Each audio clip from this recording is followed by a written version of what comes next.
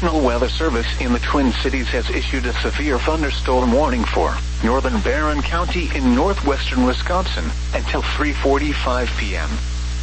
At 3:09 p.m., a severe thunderstorm was located near Hagen, or 7 miles northwest of Rice Lake, moving northeast at 60 miles per hour. Expected hazards include quarter-size hail. This is a radar-indicated threat.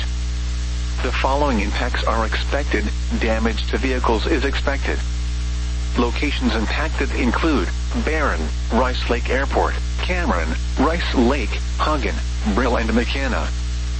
Seek shelter inside a well-built structure and stay away from windows. The storm is capable of producing large hail. Repeating, a severe thunderstorm warning has been issued until 3:45 p.m. for the following county: Barron, Wisconsin,